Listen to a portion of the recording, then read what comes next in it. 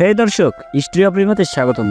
তো গল্পে যাওয়ার আগে আমাদের এই যাত্রায় আপনিও সঙ্গী হন। দয়া করে চ্যানেলটি সাবস্ক্রাইব করুন এবং একটি লাইক দিয়ে আমাদের অনুপ্রাণিত করুন। আপনার মূল্যবান মন্তব্য আমাদের গল্পগুলোকে আরও সমৃদ্ধ করতে সাহায্য করবে। তাহলে দেরি কেন, চলুন ডুবে যাই আজকের ভালোবাসার গল্পের মায়ায়। সুচিরানের মৃত্যুতে আমি এতটা ব্যথিত হইনি। আমি আমার মতো এনজয় করতেছি। সে মারা গেছে, সেটা তার ভাগ্যে ছিল। আমি হাঁটতে হাঁটতে টোকিও শহর দেখতে লাগলাম। হোটেল থেকে বের হওয়ার পরেই আমি দেখতে পেলাম ডান সাইডে একটা স্টেশন রয়েছে। আমি সেখানে চলে গেলাম। এটা একটা ইলেকট্রনিক স্টেশন ট্রেন। ভেতরে খুব সুন্দর জায়গা, ভিড় নেই একদমই। স্টেশন যে এতটা নীরব হবে আমি কখনো কল্পনাও করতে পারি নাই। একটু পর পরই ট্রেন আসছে, অনেক স্পিড, আবার চলে যাচ্ছে। মন চাচ্ছে আমিও একটু ঘুরে আসি। আমি ট্রেনের জন্য দাঁড়িয়ে আছি। এই ট্রেনের জন্য কোনো টিকিট দরকার পড়ে না, যে কেউ ট্রেনে বিনামূল্যে উঠতে পারে। একটা ট্রেনে এসে দাঁড়ালো আমার সামনে। ট্রেনের ভিতরে আমি ঢুকে গেলাম। একদম পুরো ফাঁকাই ছিল ট্রেনটা। জানি না কোথায় যাবে, কিন্তু দেখার ইচ্ছা ট্রেনটা যেখানে যাক। ট্রেনের মধ্যে বসেছিলাম, আশেপাশের কোনো কিছুই আমার ঠিক লাগছে না। একটা ট্রেন পুরো ফাঁকা হতে পারে কখনো? একটু আগের ট্রেন থেকে তো অনেক মানুষে বের হলো, আবার অনেকে ঢুকলো, কিন্তু এবার ট্রেনের জন্য তো অনেক মানুষ দাঁড়িয়েছিল, কিন্তু শুধু আমি ঢুকলাম, এমনকি কেউ বেরো হয়নি। আমার ফোনটা বের করলাম সময় দেখার জন্য, কিন্তু ফোনেরও 12টা বেজে গেছে। সময় খুব তাড়াতাড়ি বাড়তে শুরু করলো, সেকেন্ডের মতো মিনিট বাড়তে লাগলো সেখানে। এরপর আস্তে আস্তে ঘন্টার কাঁটা সেভাবে বাড়তে লাগলো। আমি ট্রেনের একটা দেয়ালের সাথে জোরে বাড়ি খেলাম। ট্রেনটা এখন অনেক স্পিডে চলতে শুরু করেছে। মনে হচ্ছে ট্রেনটা মহাশূন্যে উড়ার মতো স্পিড নিয়েছে। আমি ট্রেনের স্পিডে বেহুশ হয়ে গেলাম। আমার চোখ খোলার পর নিজেকে সেই ট্রেনের একটা কক্ষে পেলাম। ট্রেন মনে হয় অনেক আগেই থেমেছে। নিজের ফোনের দিকে তাকালাম। ট্রেনের স্পিড বাড়ার সময় আমার সাথে আমার ফোনটাও ট্রেনের একটা দেয়ালের সাথে জোরে ধাক্কা লাগে, তাই সেটা বন্ধ হয়ে গেছে। আমি এখন কোথায় আছি সেটা নিজেও জানি না। ভুলেও কখনো আর ইলেকট্রনিক ট্রেনে চড়বো না। এইটা তো বুলেট ট্রেনের থেকেও খারাপ। আমার মাথা এখন ঘোরা শুরু করেছে। আমি তাড়াহুড়া করে সেই ট্রেন থেকে বের হলাম। বের হয়ে তো পুরো অবাক হয়ে গেলাম। পুরো জনশূন্য হয়ে গেছে স্টেশনটা। দেখতে অনেকটা অদ্ভুত লাগছে আমার এখন। আমি আস্তে আস্তে বের হলাম। সন্ধ্যার সময় হয়ে গেছে। আমার হোটেলে ফিরতে হবে। জিসান ভাই তো একা আছে হোটেলে। হুঁশ ফেরার পর আবার ভয় পাই নাই, কিন্তু স্টেশনে বাইরে আসার পর আমি পুরো অবাক হয়ে গেছি, কারণ একই জায়গায় আমি আছি, কিন্তু কিছুক্ষণের মধ্যেই টোকিও শহরের চেহারা বদলে গেছে। যেখানে সেখানে বিল্ডিং ধ্বংস হয়ে গেছে। একটু আগে আমি সব ভালো দেখলাম, তাহলে কি ঘূর্ণিঝড় হলো নাকি ভূমিকম্প? জাপানে তো আবার ভূমিকম্প বেশি হয়। আমি বাম সাইডে তাকালাম। হোটেল দ্য শিয়ানের অবস্থা দেখে আমার আমার চোখ দিয়ে পানি পড়তে লাগলো। 15তলা ভবন ধ্বংস হয়ে নিচে পড়ে আছে। জিসান ভাইয়ের কথা বলেই আমি দৌড় দিলাম সেটার দিকে। আশেপাশে আমি কাউকে দেখতে পাচ্ছি না। আমার জিসান ভাইকে তখন সেভাবে রাখা উচিত হয় নাই। জিসান ভাই কি আদৌ বেঁচে আছে কি না সেটা আমি এখনো বুঝতে পারতেছি না। মোট কথা আমি এটাই বুঝতে পারতেছি না এখানে কি হয়েছে। আমি হোটেলের দিকে এগিয়ে গেলাম। সেখানে যেতেই দেখতে পেলাম প্রথম তলাটা শুধু আছে, কিন্তু বাকি 14 তলা পেছনের দিকে ভেঙে নিচে পড়ে আছে। আমাদের রুম তো ছিল 14 তলায়, তাহলে নিশ্চয়ই জিসান ভাই সেখানে না। এটা হতে পারে না। না না না, এটা হতে পারে না। এইটুকু সময়ের মধ্যে এইসব তো হতেই পারে না। আর আমি আশেপাশে কাউকে দেখতে পারছি না। আমি নিশ্চয়ই কোনো স্বপ্ন দেখছি। স্বপ্ন ভেঙে গেলে আবার সব ঠিক হয়ে যাবে। কিন্তু বলে না, যেখানে বাঘের ভয় সেখানেই রাত হয়। ভাবছিলাম স্বপ্ন, কিন্তু পরে পেছন থেকে একটা তীর যখন আমার পায়ে গেঁথে গেল, তখন আমি আমার হোটেলের ভিতরে যেতে পারলাম না। হঠাৎ করে আমি বেহুশ হয়ে গেলাম। তীরের মধ্যে মনে হয় বিষাক্ত কোনো পদার্থ ছিল, হয়তো বা বিষয় ছিল। এই নিয়ে আমার দুবার জ্ঞান হারালাম আমি। আর কতবার আমি বেহুশ হব বুঝতে পারতেছি না। এখন তো বিষয়টা আমার কাছে খুব খারাপ লাগতেছে। মনে হচ্ছে অনেক বড় কোনো চক্রান্ত আছে, কিংবা হয়তো ডোনাল্ড ট্রাম্প বোমা মেরেছে এখানে। জ্ঞান ফেরার পর আমি পুরো অবাক হয়ে গেলাম, কারণ আমার সামনে বসে আছে ডক্টর সুচিরান। সুচিরানকে চিনতে আমার সমস্যা হলো না, কারণ হোটেলে যখন তার মৃত্যুর খবর শুনেছিলাম তখন কাউন্টারে তার ছবি ছিল, সেখান থেকে দেখেছিলাম। কিন্তু সুচিরান এভাবে বেঁচে আছে কিভাবে? তাহলে কি আমাকে এখানে আনা সুচিরানের কোনো প্ল্যান ছিল? আচ্ছা, সুচিরান আমাকে এখানে আনলো বুঝলাম, কিন্তু এই শহরে কি হয়েছে সেটা তো আমি বুঝতে পারতেছি না। তো তুমি সেই মহান রাজা হারকিউমাস। হারকিউমাস? কে সেইটা? আমি তো হৃদয় বাপ্পি, আমাকে ভুলে গেলেন? আমার থেকে পেন্টিং কিনলেন আপনি? তোমার বকবক শোনানোর জন্য তুমি আসনি এখানে। আমি এসেছি মানে? আর আপনি কি বলতেছেন? আমার মাথায় কিছুই ঢুকতেছে না। আর আমাকে এইভাবে উল্টো বেঁধে রাখা হয়েছে কেন? আর এই নিনজাগুলো চাকু নিয়ে কি আমাকে মারবে? অনেকগুলো নিনজা দাঁড়িয়ে আছে আশেপাশে, সেগুলোর চোখে ক্রোধ আমি দেখতে পেয়েছি। হয়তো আমাকে মারবে তারা। আমি মারা গেছি। হ্যাঁ, আজ বিকালে তো আপনার গাড়ির মধ্যে থেকে আপনার লাশ বের করা হয়েছে। যেটার ভয়ে ছিলাম সেটাই হয়েছে। মানে? তোমরা জেরনকে ডাক দাও তো। একটা নিনজা চলে গেল। একটু পরে একটা মেয়ে রুমে আসলো।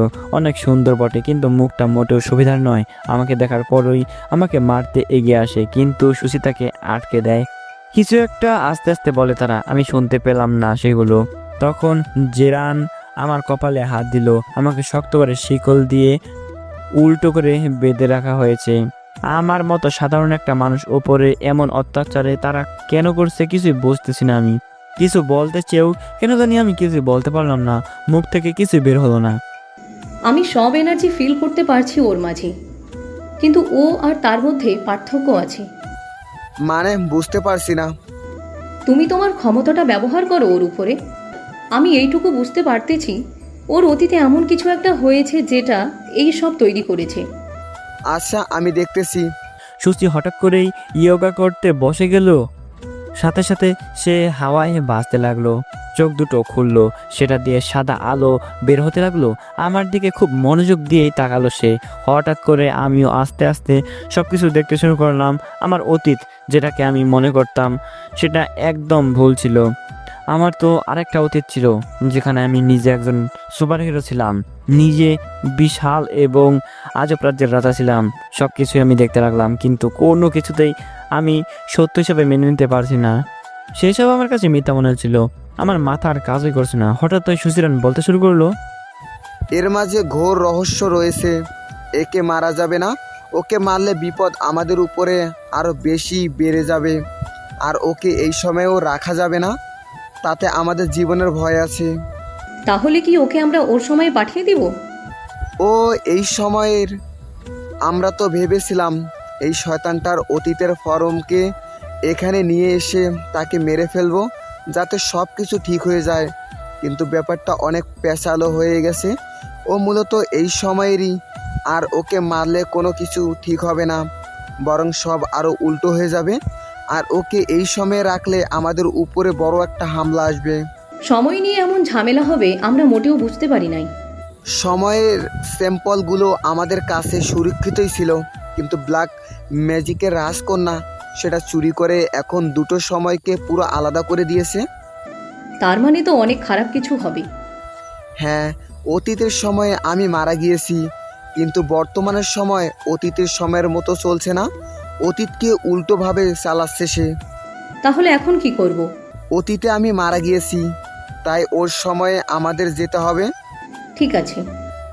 অতীতের সময়ে গেলে আমরা ভাবার কিছু সময় পাবো। এখানে থাকলে কেরালা আমাদের মেরে আমাদের ক্ষমতাগুলোও নিয়ে নেবে। আর তারপর ও পুরা মাল্টিভার্সের সবচেয়ে শক্তিশালীদের মধ্যে একজন হয়ে যাবে। তখন চাইলে একটা প্ল্যানকেও এমনিতেই ধ্বংস করে দিতে পারবে। বাকি সবাই তো ওর নাগালের বাইরে আছে, ওদের কাছে কেরালা পৌঁছাতে পারবে না। আমার মনে হয় না। কেরালা আমাদের পূর্বপুরুষের মধ্যে সবচেয়ে চালাক এবং ভয়ানক জাদুকরের মধ্যে একজন। ওর ব্ল্যাক ম্যাজিক সবার থেকে শক্তিশালী। সবাই একসাথে যা ভাববে আর ও একা ভাববে সেটা। তাই আমাদের এই বিষয় নিয়ে একটু ভয় করা উচিত। তাহলে কি করব আমরা এখন? আমরা অতীতের সময়ে যাব এবং সেই সময়ে আমার ব্ল্যাক ম্যাজিকের রাজকন্যা মিয়ারাকে পাবো। কেরালাকে হারাতে তার মেয়ের ব্যবহার আমাদের করতেই হবে। তাহলে চলো যাওয়া যাক। আমি তো পুরো হতবাক। এরা সবাই কি বলছে কিছুই আমার মাথায় যাচ্ছে না। একটু আগে সুচিরানের কার্যে আমি 3D ইমেজে যা দেখলাম তা আমার কাছে একটা মুভির মতো মনে হচ্ছিল। আমার তো কিছুতে এইসব জিনিসে বিশ্বাস হচ্ছে না। বিশ্বাস হবেই বা কি করে? হঠাৎ করে কেউ যদি এসে বলে তোমার নাম হৃদয় না বরং হারকিউমাস, তাহলে কে সেটা মেনে নেবে? আমার তো সেই লেভেলের রাগ হচ্ছে, কিন্তু নিজের রাগকে অনেক কন্ট্রোলে রাখলাম, কারণ এখানে অনেকগুলো নিনজা আছে, তাদের হাতে ধারালো তলোয়ার। আমি কিছু বললে হয়তো আমার গলা যাবে। তখনই সেখানে আশ্চর্যজনকভাবে একটা মেয়ে চলে আসলো, যেটা আক্রমণ করে দিল সুচিরান আর সুচিরানের নিনজাদের উপরে। মেয়েটাকে আমি ঠিক করে দেখতে পারলেও বাকি কেউ দেখতে পারতেছে না। তাদের মেয়েটার কাছে স্পেশাল কিছু ক্ষমতা আছে, সেগুলো দিয়ে নিনজাগুলোকে খুব সহজেই সে হারিয়ে ফেলে। কিন্তু সুচিরান সেই সুযোগে ইয়োগা করতে বসে পড়ে এবং সে হয়তো কিছু একটা করে মেয়েটাকে, যার জন্য মেয়েটা থেমে যায় আর হাতে নিনজাদের থেকে একটা তলোয়ার নিয়ে আমাকে বেঁধে রাখা শক্ত শিকল কেটে দেয়। আমি নিচে পড়ে যেতে লাগছিলাম, কিন্তু ও আমাকে ধরে ফেলে। পড়লে হয়তো আমার মাথা ফেটে যেত। আমি এবার ভালো করে লক্ষ্য করলাম, মেয়েটা তো রিধি, মানে আমার বোন, কিন্তু ও এখানে কি করছে? আমার তো বাসায় থাকার কথা। ওর জাপানে আসলো কখন? আর এভাবে মারামারি করছে কিভাবে? হঠাৎ একটা মৃত লাশের মতো শরীর উড়ে আসলো, সেটাও দেখতে হৃদির মতোই। আমি অবাক হয়ে আছি, কিছুতে কিছু বুঝতে পারতেছি না। তখন হৃদির শৈল ওই মৃত শৈলে ঢুকে যায়। এমন মনে হলো হৃদি একটা আত্মা কিংবা অন্য কিছু, যাকে শুধু আমি দেখলাম, কিন্তু এর কেউ দেখলো না। আর তখনই হৃদির মতো মেয়েটা বলতে শুরু করলো, তোমাদের সাহস হলো কি করে রাজার হৃদয় টিটানকে এভাবে বন্দি করে রাখার? আমরা তো শুধু জিনিস ঠিক করতে চেয়েছিলাম এবং এটাও বের করতে ছিলাম যে কি এমন হয়েছে যার কারণে সব কিছু হচ্ছে। কি বের করলে? সুচিরান এতক্ষণ ইয়োগা করতেছিল, এবার সে হৃদির মতো দেখতে মেয়েটাকেও দেখাতে লাগলো সবকিছু।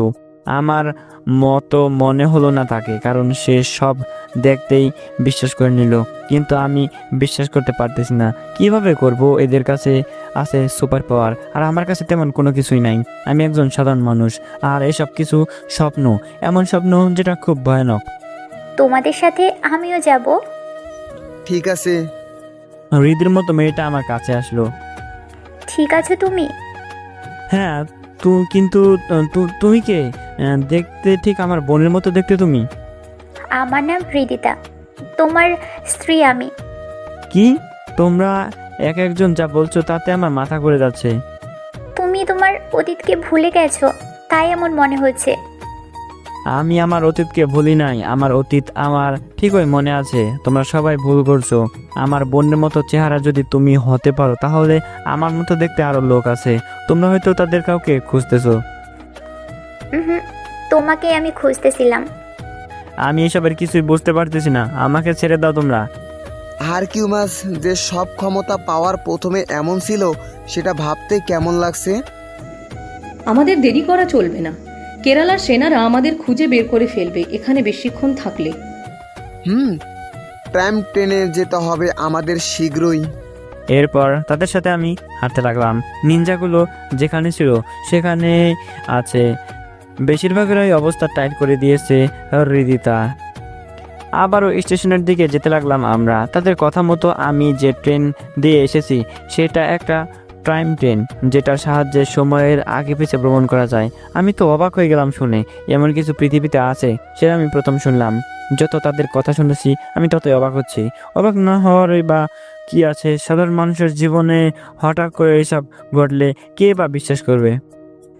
আমি যতটুকু ভেবেছিলাম ওর অবস্থা তার থেকে খারাপ। আমাদের অবস্থা আরও খারাপ। যেখানে যাচ্ছি সেখানে কেরালার মেয়ে মিয়ারা রয়েছে। ওর কোনো রকম সন্দেহ হলেই আমাদের জীবন যাবে। সেটা নিয়ে আমাদের ভয়। আমি তো মৃতই, আমাকে আবার কে মারবে? কিন্তু বড় বিপদ হারকিউমাসের উপরে আসতে পারে। আমার তো সেই সময় যেতেই ভয় করছে, কারণ মিয়ারা আমাকে মেরে ফেলেছে। সে সময়ে আমার তো অস্তিত্ব হারিয়ে যেতেও, যদি না মিয়ারা রিয়েলিটি স্যাম্পল ব্যবহার করতো। তোমার ভাগ্য ভালো বলতেই হবে। আর কিয়ারা মনে হয় রিয়েলিটি স্পেলের ব্যাপারে অজ্ঞ। সে হয়তো জানেই না সময়ের স্পেল আর রিয়েলিটির স্পেল একসাথে ব্যবহার করলে যে সময়ে সে যাবে সে সময়ের পুরো টাইমলাইন সে বর্তমান থেকে আলাদা করে নেবে। মানে সে অতীতে গিয়ে সে যা করবে সেটার জন্য আমাদের বর্তমানের কোনো পরিবর্তন হবে না, বরং সে অতীতের জন্য নতুন একটা বর্তমান তৈরি হবে, যেটা আমাদের বর্তমান থেকে অনেক আলাদা হবে। তুমি এত কিছু কিভাবে জানো? আমি ছোট থেকেই এসব জাদু স্পেল নিয়ে পড়াশোনা করেছি। আর হয়তো জানলে অবাক হবে, আমি কয়েক হাজার বছর ধরেই এসব বিষয়ে অনেক কিছুই শিখেছি। তাহলে হারকিউমাসকে সাবধান করব কিভাবে এখন? সে তো সাধারণই আছে, শুধু তাকে অস্বাভাবিক করতে হবে। আবার এখনকার সময়ে রিয়েলিটি স্পেল জানতো যারা, সবাইকে মিয়ারা মেরে তাদের ক্ষমতা নিজের করে নিয়েছে। তোমাদের প্ল্যান অনুযায়ী এখন কাজ করতে হবে, আমাদের অতীতে যেতে হবে এবং সেই সময়ের একজন রিয়েলিটি স্পেল জানে এমন কাউকে খুঁজে বের করতে হবে। আমরা তো অন্য প্ল্যান করছিলাম। তোমরা যে প্ল্যানই করো না কেন, কেরালাকে কোনোভাবেই আটকাতে পারবে না, কারণ কেরালা সব কিছু ধ্বংস করে দিবে। আর আমাদের যদি এসব আটকাতেই হয়, প্রথমে আমাদের হৃদয়কে আগের সব মনে করাতে হবে, কারণ ব্ল্যাক ম্যাজিকের অনেক কিছু আছে যেগুলো শুধু ওই জানে। আর সময়ের স্পেলগুলো সম্পর্কে ওর জ্ঞান সবচেয়ে বেশি। আর সময়ের স্পেল আমাদের কাছে না থাকলেও তোমাদের টাইম ট্রেন আমাদের কাজে দিবে। আমি হাঁ করে ওদের কথা শুনছিলাম, কোনো কিছুতেই কিছু বুঝতেছিলাম না। হঠাৎ হৃদিতা আমার দিকে তাকালো আর আমি বেহুশ হয়ে গেলাম। ব্যাপারটা বোঝার আগেই দেখলাম আমি যে ট্রেনে ছিলাম সেখানেই শুয়ে আছি, আমার ফোনটা আমার পাশে পড়ে আছে, সেটার কিছুই হয় নাই। আমি আশেপাশে তাকিয়ে দেখলাম সব কিছুই স্বাভাবিক। ট্রেনের ভিতরে একজন যাত্রী আছে, আমার সামনে বসা উনি বললেন আমি এভাবে ঘুমিয়ে 3 স্টেশন পার করে আবার আগের স্টেশনে এসেছি, এখন সব কিছু মাথায় ঢুকলো। আসলে আমি স্বপ্ন দেখতেছিলাম, সব কিছু হৃদিতা, সুচিরান, সব কিছুই স্বপ্ন ছিল মাত্র।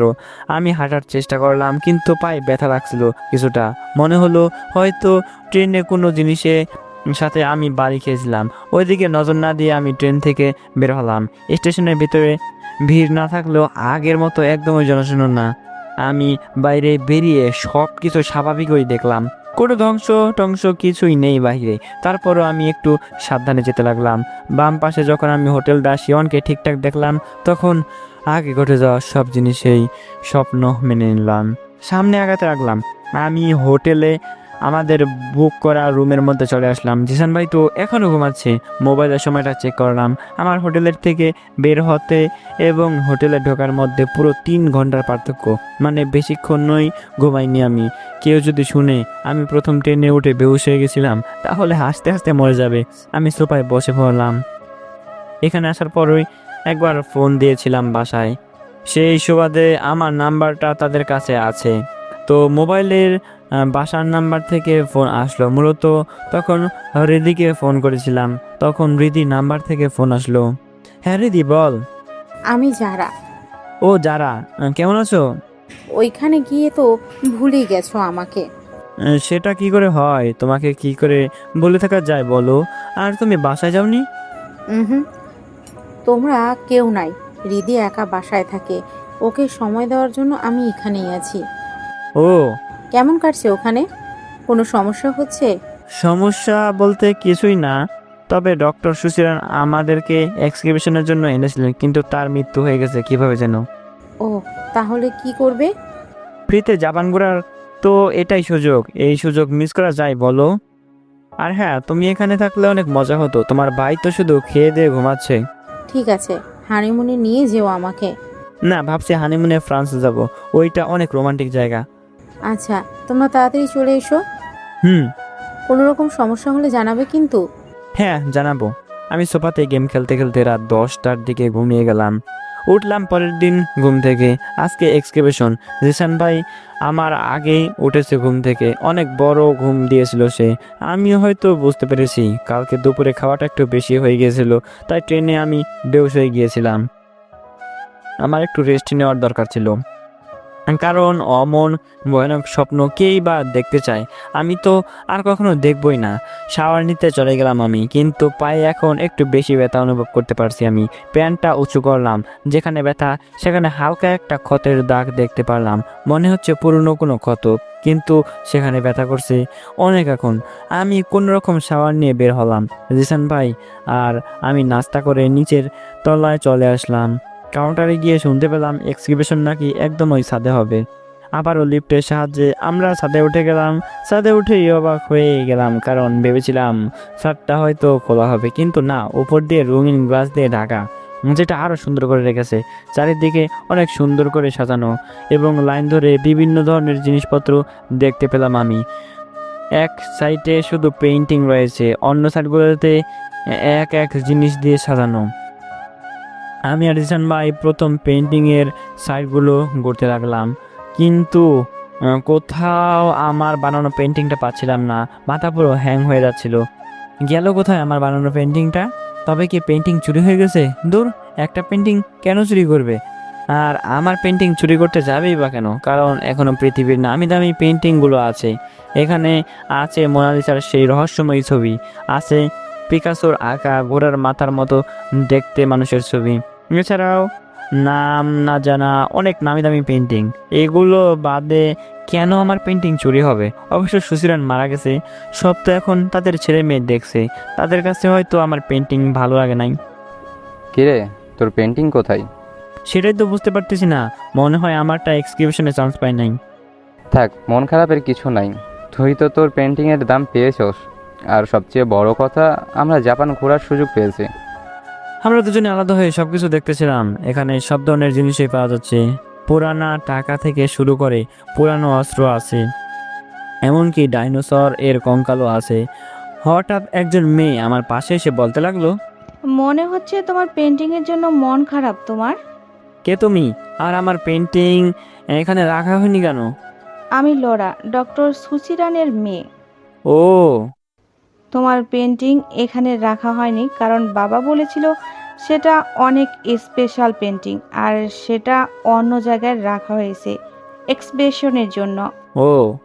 চলো আমার সাথে। আমি লড়ার সাথে চলতে লাগলাম। আমার পেন্টিং স্পেশাল সেটা শুনে একটু ভালোই লাগলো। একটু ভাব দেখিয়ে আগাতে লাগলাম। সামনে তো মেয়ে, একটু ভাব তো দেখাতেই হবে। আমাকে লিফটে নিয়ে গেল মেয়েটা একটা আঙ্গুল দিল স্ক্রিনের উপর। তখন লিফটে থাকা বাটন নিচে আরও বাটন চলে আসলো, যেগুলো 0 এর নিচে থেকে মাইনাস দিয়ে শুরু হয়েছে।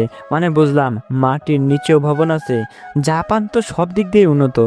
নিচতলার আরও 4 তলা নিচে লিফটে এসে থামলো। এরপর একটা রুমে নিয়ে আসালো। রুমটাতে ঢোকার পর দেখতে পেলাম আমার সামনে একটা পাগলের মতো একটা বুড়ি বসে আছে, হাতে নিম পাতার ডালের মতো কিছু একটা। দেখে তো মনে হচ্ছে গ্রামে যারা ভূত তাড়িয়ে বেড়ায় তাদের মতো। মেয়েটা আমাকে এখানে আনলো কেন? নাকি আমার আজগুবি ছবি আঁকার জন্য আমাকে ভূত তাড়ানোর লোকের ঝাড়ু পেটা খাওয়াবে? কি হবে কি জানি। বুড়ো মহিলা চোখ বন্ধ করে ছিল এতক্ষণ। আমি রুমে প্রবেশ করার পর আমি হঠাৎ হাওয়ায় ভাসতে লাগলাম। মনে হচ্ছিল কেউ এই রুমের গ্র্যাভিটি চেঞ্জ করে দিয়েছে, কিন্তু রুমে যারা আছে তারা কেউই ভাসছে না। হঠাৎ করেই আমার স্বপ্নে দেখা সুশীলান, জিরনের এবং আমার বোনের মতো দেখতে মেয়ে, যার নামও আমার বোনের নামে, তাকেও দেখলাম। হৃদিতা তার এক হাত দিয়ে আমাকে উঁচু করিয়ে রেখেছে হাওয়ার মধ্যেই। মনে হচ্ছে মেয়েটা জাদু জানে, কিন্তু এই বিজ্ঞানের সময়ে কি জাদু আদৌ সম্ভব? কালো জাদু সম্পর্কে শুধু কাহিনী শুনেছি, তাছাড়া এইসব এখন বিশ্বাসই করে লাভ নাই। কিন্তু হৃদিতা যে জাদু দিয়ে আমাকে হাওয়ায় তুলছে এটা আমি ঠিকই বুঝতে পারতেছি। আমি ওদের কথাবার্তা শুনতে লাগলাম। তুমি কি শিওর রিয়েলিটি স্পেলের সাহায্যে হারকিউমাসের সব কিছু ঠিক করে মনে পড়বে? ওর সব ঠিকই মনে পড়েছে, কিন্তু রিয়েলিটি স্পেলের জন্য ও সেটাকে মেনে নিতে পারছে না। কিন্তু যদি রিয়েলিটি স্পেলটাকে উল্টো করে দেওয়া যায় তাহলে এসব রিয়েলিটি বদলে যাবে, আর হৃদয় এই সব মনে পড়বে। এই পাগল বুড়ি কি সেটা করতে পারবে?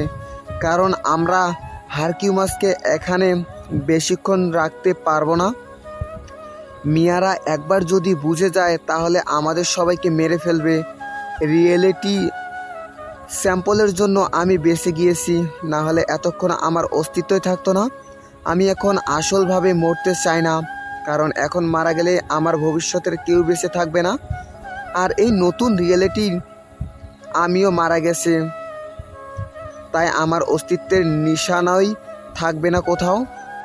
বাবা তুমি চিন্তা করো না, এখানে আসার সময় আমি হারকিউমাসের মতো দেখতে একটা রোবট জিসান নামের ছেলের সাথে ছেড়ে দিয়েছি।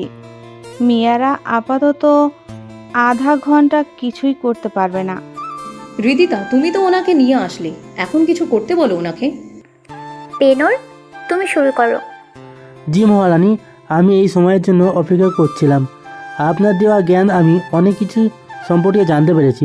সেই সাথে রিয়েলিটি প্রিজমকেও আমার মধ্যে কনজিউম করেছিলাম, কিন্তু আমার বয়স আর নেই। আমার ভাগ্য এই পর্যন্ত ছিল। আমি আমার রাজার সেবা করতে পারবো, এটা ভেবে আমার মন খুশিতে নেচে উঠেছে। তোমার কাজটা আমাদের রাজ্য সবসময় মনে রাখবে। পেনোর সে আমার দিকে উঠে আসতে লাগলো, তার হাতের ডালপালা ফেলে দিয়েছে। হঠাৎ একটা স্পেল পড়লো, সে সাথে সাথেই সেই রুমের একটা বিশাল আলোর চমকা দেখা দিল। আমার মাথা ঘুরতে লাগলো, সেই সাথে আমার মাথায় যত মিথ্যা রিয়েলিটি ছিল সব মুছে যেতে লাগলো। আমি আমার আগের অতীতকে এখন সম্পূর্ণ নিজের করে ভাবতে শুরু করলাম। কিন্তু বুড়ি মহিলাটা আরও কিছু করলো। ভেবেছিলাম হয়তো আমাকে একটু এনার্জি দিচ্ছে সে, কিন্তু না, সে ক্ষমতা দেওয়ার স্পেল ব্যবহার করলো, যেটার কারণে আমার মাঝে তার সমস্ত ক্ষমতা চলে আসলো। শুধু তার ক্ষমতা নয়, তার জানা সকল জ্ঞান, এমনকি সকল স্কিলও আমার মাঝে চলে আসলো। সাথে সাথেই বুড়োর শরীর পড়ে গেল ফ্লোরে। হৃদিতা ওকে ধরলো, এর ফলে হৃদিতার জাদুও শেষ হলো। আমি আস্তে করে মাটিতে নামলাম, মাথা অনেকটা ব্যথা করতেছে।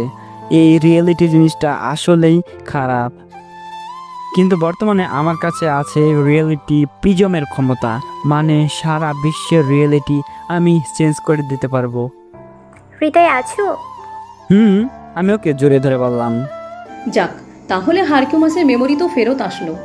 কিন্তু একটা জিনিস আমি বুঝতে পারতেছি না, আমার কাছে তো রিয়েলিটি প্রিজমের ক্ষমতা আছে, এটা তো মেয়েরার কাছে ছিল না। তোমার উপরে সময়ে স্পেল ব্যবহার করা হয়েছে, আর তোমাদের নিয়ে আসা হয়েছে যেখানে তোমাদের জার্নি শুরু হয়েছিল। সেখানে এই প্রিজমের ক্ষমতা ছিল পেনরের কাছে, কিন্তু আরও কয়েক বছর পর সেটা পেনরকে মেরে মিয়ারা নিয়ে যাবে। তাহলে মেয়েরার কাছে যে রিয়েলিটি ক্ষমতা আছে আমার কাছেও? না, তোমার কাছে তার থেকে বেশি আছে। তোমার কাছে পেনরের 150 বছরের অর্জন করার সব জ্ঞান আছে, যেটা আমাদের কারোর কাছে নেই। মেয়ার আর কালো ক্ষমতা কার মধ্যে আছে জানো? কার? যারা? কি? ও কোথা থেকে পেয়েছে? সেটা জানি না। মিয়ারা একটা রহস্যময়ী ক্যারেক্টার, যে কিনা রাজা কেরালার মেয়ে ছিল। কেরালা ছিল ব্ল্যাক ম্যাজিকের সবচেয়ে বড় জাদুকর, মানে ব্ল্যাক ম্যাজিকের স্রষ্টা যাকে বলা হয়। আর সেই কেরালার মেয়েই ছিল মিয়ারা, যে কিনা এক সময়ে কেরালার থেকেও ভয়ঙ্কর ছিল। কিন্তু অনেক অবুঝ মিয়ারা, তাই নিজের সব ক্ষমতা সঠিকভাবে ব্যবহার করতে পারে না, তাই কেরালা তাকে সবসময় গোপন রেখেছে। তুমি এত কিছু কিভাবে জানো? আমার পড়া কোনো বই বা কারো থেকে আমি এর আগে মিয়ারা সম্পর্কে জানতে পারিনি। আমাদের প্রথমে জানতে হবে যারা কিভাবে এই ক্ষমতাগুলো পেল। কিন্তু সেটা কিভাবে জানবে? সেটা আমার উপরে ছেড়ে দাও। এখন যখন আমি নিজে রিয়েলিটি চেঞ্জ করতে পারি, তাই এটা করতে কষ্ট হবে না। কিন্তু সাবধান, তোমার কাছে ক্ষমতা আছে, এটা জানলে আবারও তোমার উপরে রিয়েলিটি স্পেল ব্যবহার করবে। সেটা নিয়ে তোমাদের ভাবতে হবে না, কারণ বুড়িটা অনেক স্পেল সম্পর্কে জানে, আর তার মধ্যে এমন কিছু স্পেল আছে যেটা সে ব্যবহার করতে পারে নাই, কিন্তু আমি পারবো। কারণ আমরা সেই কেরালার বংশধর। প্রথমত আমার কাছে রিয়েলিটি প্রিজম আছে, সুতরাং আমি আর উপরে রিয়েলিটি স্পেল ব্লক করার স্পেল ব্যবহার করতে পারি। এবং দ্বিতীয়ত আমি আমার উপরে আরেকটা স্পেল ব্যবহার করতে পারবো, যেটা কিনা আমার কাছে কোনো ক্ষমতা থাকলেও লোকজন কোনো জাদু কিংবা কোনো বিজ্ঞানের যন্ত্রের সাহায্যেও বুঝতে পারবে না। আর এ দুটো স্পেলই মিয়ারার পরের পদক্ষেপ থেকে আমাকে বাঁচাবে। আমাকে শুধু নাটক করে যেতে হবে। তোমার জন্য একটা জিনিস আছে আমার কাছে। কি জিনিস? বাবা মারা যাওয়ার সময় আমাকে এই জিনিসটা টেলিপোর্ট করে নিয়ে আসতে বলেছিল তোমার কাছ থেকে, আর আমি আমার ক্ষমতা দিয়ে সেটা টেলিপোর্ট করে নিয়ে আসি। মূলত আমার ক্ষমতা হলো যে কোনো জিনিস, শুধু জীবন্ত প্রাণীবাদী, যে কোনো জিনিসকে টেলিপোর্ট করা। লরা একটা লকেট আমার হাতে দিল। আমার সাথে আগে ঘটে যাওয়া জিনিস আমি বলিনি, এখানে মনে আছে আমার এখনো সব। লকেটটা হঠাৎ করে হারিয়ে যায়, আর এখন বুঝতে পারলাম সেই লকেটটা কোথায় ছিল। আমি সঠিক জানি না এটার মধ্যে কী ছিল, কিন্তু যা ছিল সেটা আমাদের কাজের জিনিস ছিল। তাই তো যারা এই লকেটটা খুঁজছিল। দেখি রকেটটা একবার। দেখো, আমি জেরনের হাতে দিলাম লকেটটা। ও হাতে ধরতেই কিছু একটা হয়তো পেলো। আমার ক্ষমতা মূলত যে জিনিসকে আমি স্পর্শ করি সেটার সম্পর্কে হালকা ধারণা পেয়ে যাই আমি। আর রকেটটা ধরে আমি বুঝতে পারলাম এই রকেটের মধ্যেই ছিল মিয়ারার বন্ধ ক্ষমতা। তাহলে তো যেভাবে হোক যারা এটাকে খুঁজেছিল, আর যারা কাছে মিয়ারার ক্ষমতা চলে আসে। হ্যাঁ, হতে পারে, কিন্তু লকেটটা তো এখানে থাকার কথা ছিল না। এই লকেট আমার গলাতে ছিল। এই কথাটা বললো হৃদিতা। তাহলে তোমার গলা থেকে এটা জারার কাছে কিভাবে গেল? আমি বলতেছি, আমার ক্ষমতার মূলত আমি যে কোনো জিনিসের অতীত আমার ইয়োগার মাধ্যমে দেখতে পারি, কিংবা কোনো জিনিসকে ধরলে তা আংশিক অতীত আমি বলতে পারি। অতীতের সুচিরান তো একবার বের করেছিল এই রহস্য, কিন্তু সে মারা গেছে। কিন্তু তাতে কি, আমাদের কাছে বর্তমানে সুচিরান আছে। আসলেই জিনিসটা পেঁচালো। অতীতের কেউ যদি মারা যায়, সে কিভাবে বর্তমান কিংবা ভবিষ্যতে বাঁচবে? কিন্তু জিনিসটা সময় এবং রিয়েলিটি নিয়ে হচ্ছে। আমরা যদি এই সময়ে থেকে যাই, তাহলে যে বর্তমানে থেকে আমরা সময় আস্তে আস্তে গেলে সে সময় যাব না, কারণ এমন কিছু আমার আগের অতীতে হয় নাই। সব কিছু রিয়েলিটি নিয়ে হচ্ছে। কিন্তু এই সময়ে যে আমাকে নিয়ে আসা হয়েছে, এই সময় তো আমি ছিলাম। এমন না যে এই সময় আমি এখানে ছিলাম না। সেই আমাকে কোথায় রাখা হয়েছে আমি বুঝতে পারতেছি না। নাকি যারা আমার এই সময়ের আমাকে অন্য কোনো সময় পাঠিয়ে দিয়েছে, সেটা হলে তো আরেকটা রিয়েলিটির উৎপন্ন হবে। হয়তো এই সময় হৃদয় এখন জলপুরিতে আছে। আমার ভাবনাগুলো শুধু আমি ভাবছিলাম না, বরং এগুলো হৃদিতাও ভাবছিল। তাহলে এটা অনেক বড় সুযোগ হতে পারে আমাদের কাছে। হ্যাঁ, অনেক বড় সুযোগ। আমাদের দুটো রিয়েলিটির সুযোগ নিতে হবে, কারণ এখানের হৃদয়ের কিছু হলে আমার কিছুই হবে না। এই রিয়েলিটি পুরো আলাদা হয়ে গেছে। এখন যদি আমি হৃদয়ের সামনেও যাই, তারপরও বর্তমানে সে কোনো চেঞ্জ হবে না, কারণ আমার অতীতে আমার ভবিষ্যতের হৃদয় কখনো আমার সাথে সামনাসামনি দেখা করতে আসেনি। তাই রিয়েলিটি নিয়ে যা কনফিউশন আমার ছিল, সেগুলো শেষ হয়ে গেছে। আপনাদের থাকলে একটু বললেন। আমাকে কিছু বুঝতে না দিয়েই মিয়ারা আমার উপরে আক্রমণ করেছিল। এমন আক্রমণ করেছে যার জন্য আমার সব চলে গেছে। আমি সাধারণ জীবন চাইলেও কখনো এমন সাধারণ জীবন চাইনি। আমি সাধারণ জীবন চেয়েছিলাম আমার পুরো পরিবারের সাথে, আর সেটা এখন কোথায় সেটাই আমি বুঝতে পারতেছি না। মিয়ারা সম্পর্কে আমি তখন সম্পূর্ণ জানতাম না, কিন্তু এখন অনেকটাই জানি। আমার কাছে পেনোরার ক্ষমতা এবং অনেক জ্ঞান আছে। এটা দিয়ে মিয়ারাকে হারাতে না পারলেও আমি আমার সব ক্ষমতা ওর দ্বারাই নিয়ে আসতে পারবো, এবং তারপর খেলা হবে। তো এখন বেশি করে লুচুগিরি করতে হবে যারার সাথে। আমি রুমটা থেকে বের হলাম, নিজের পুরনো অস্তিত্ব ফিরে পেয়ে এখন ভালোই লাগছে। এই রিয়েলিটি জিনিসটা যে কত বড় অস্ত্র সেটা আমি হাড়ে হাড়ে টের পাচ্ছি। এই ক্ষমতা দিয়ে পুরো দুনিয়াকে আমি আমার মন মতো করে নিতে পারবো। শুধু দরকার পড়বে কিছু ব্ল্যাক ম্যাজিকের। আমার ক্ষমতাগুলো তো খুব শীঘ্রই ফিরে পেতে হবে, না হলে কেরালা বর্তমান সময়ে অনেক কিছুই করে ফেলবে। আমি মূলত আমার সময়ের স্পেলগুলো দরকার আমার, আর সময়ের স্পেলগুলো আমি একবার পেয়ে গেলে সব কিছু আমি সেদিনই শেষ করতে পারবো। সময়ের ক্ষমতাগুলো একবার পেয়ে গেলে সব কিছুই হবে আমার। ভাবতেও অবাক লাগে যে সময়ের স্পেল ব্যবহার করলেও অতীতকে বদলানো যায় না। সময়ের ক্ষমতা ব্যবহার করে অতীতে গেলেও যদি কোনো পরিবর্তন করা হয়, তাহলে সেটা বর্তমানের কোনো পরিবর্তন করবে না, বরং সেই সময় থেকে আলাদা একটা বর্তমান তৈরি হবে। মানে বর্তমান তখন দুটো হবে। সময়ের এই খেলা অনেক পেঁচানো, আমি নিজেও বুঝতেছি না, আর আপনাদেরকেও বুঝতে দিব না। তো আপনার গল্পের সাথে থাকেন। আমাদেরকে যদি অতীত পরিবর্তন করতে হয় তাহলে আমাদেরকে টাইম মেশিন ব্যবহার করতে হবে। শুধু টাইম মেশিনেই অতীতে গেলেই সেই অতীত চেঞ্জ করা যায়, যেমনটা আমি করেছিলাম এর আগে। অতীতে গিয়ে নিজের একটা পরিচয় বানিয়ে এসেছি। অবশ্য তাতে বেশি ক্রেডিট হৃদিতার। ও না থাকলে অনেক কিছুই হতো না। আমি এসব চিন্তা বাদ দিলাম। আমি যে সময় আছি সেখানে যা ইচ্ছা তাই করতে পারি, কারণ এতে আমার বর্তমানে কোনো পরিবর্তন হবে না। এটার জন্যই যারা আমাকে এখানে এনেছে। কিন্তু মেয়েরার ক্ষমতা পাওয়ার পর ও আমাকে স্বাভাবিকভাবেই পাঠিয়েছে, ঠিক আছে, কিন্তু ও আমার কাছে আছে কেন? ও তো আমাকে আমি জীবিত থাকাতেই বিয়ে করে ফেলেছিল, কিন্তু ওর চোখে আমি এখনও নিজের জন্য ভালোবাসা দেখতে পাই। একদম প্রথমে যা দেখেছিলাম, আমি লিফটে করে এক্সক্রিবেশন এর রুমে চলে আসলাম।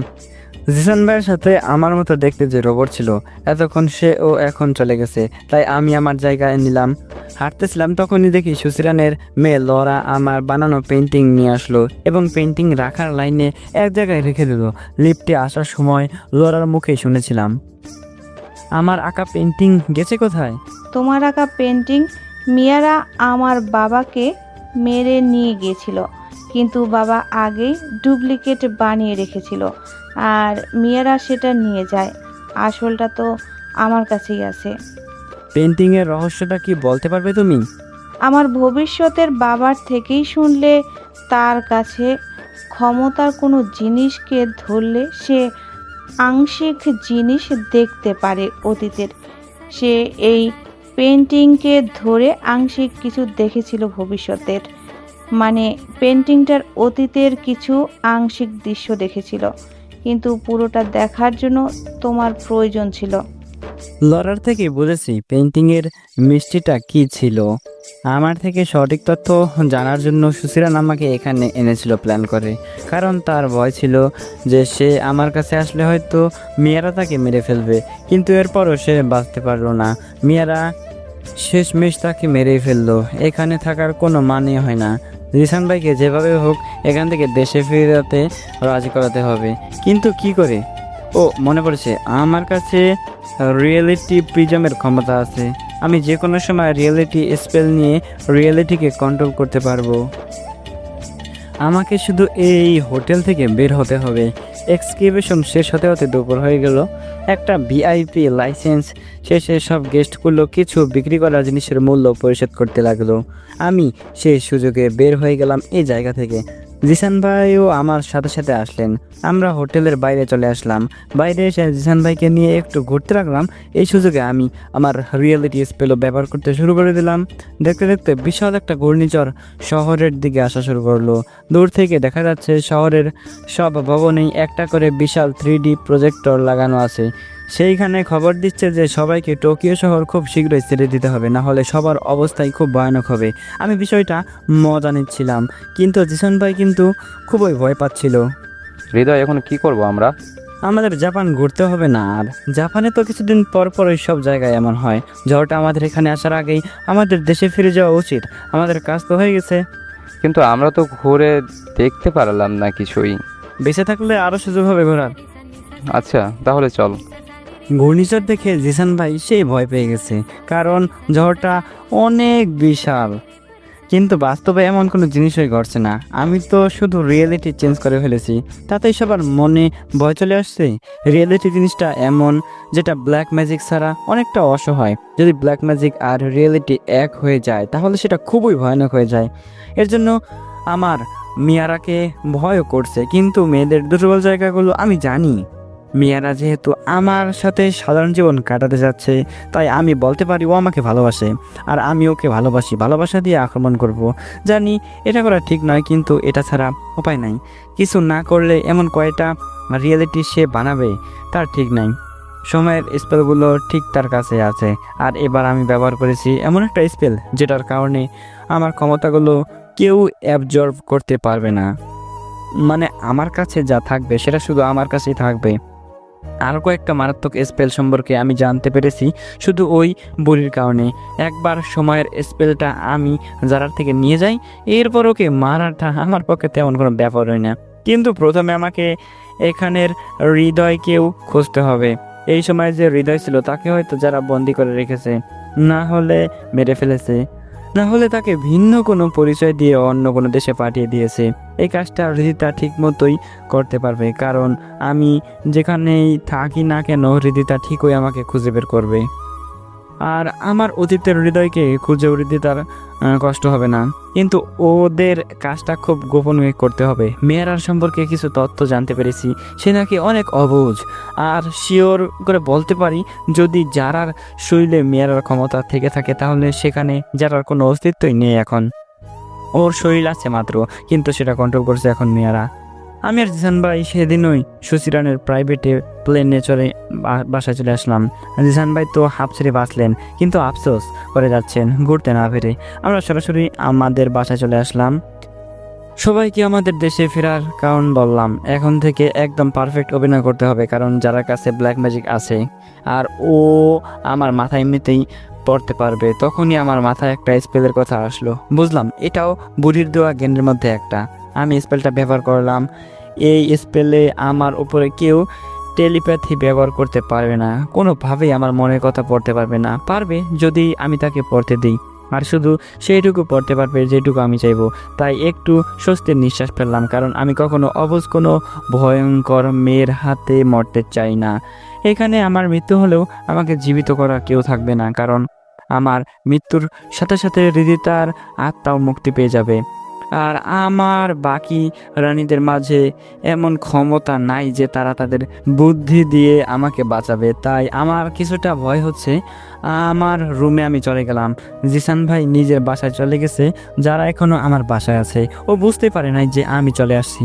হয়তো রিদির সাথে থাকার কারণে এটা হয়েছে। রিদির সাথে থাকলে নিজের ম্যাজিক কাজ করে না, এটা আমি অনেক আগেই শুনেছিলাম। রিদি একটা ভালো অস্ত্র আমাদের জন্য। এখানে আমার রুমে দুইজন শুয়েছিল। সময়টা রাত 12টার। এত রাতে আমি বাসায় আসবো তারা কখনো ভাবেইনি। আর দরজা আটকিয়ে তারা ঘুমাচ্ছে। তাই আমিও পাশে থাকা আরেকটা রুমে গিয়ে শুয়ে পড়লাম। পরের দিন সকালে হৃদির ডাকে আমার ঘুম ভাঙলো। কি রে, তুই চলে আসছিস কালকে? আর আসছিস ভালো কথা, আমার জন্য কিচ্ছু নিয়ে আসিস নি?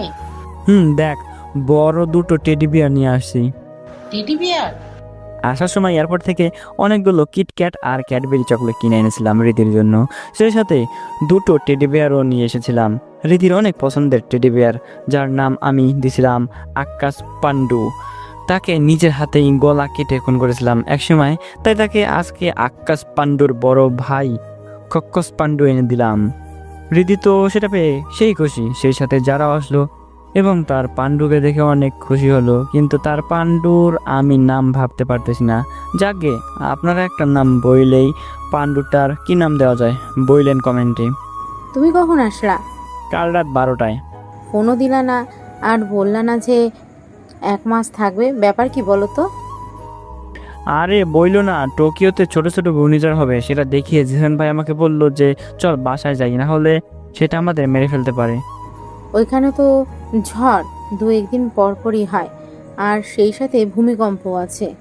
আরে বুঝো না, বউ রেখে এত বড় ভাইয়ের সামনে হানিমুন করতে কার ভালো লাগে?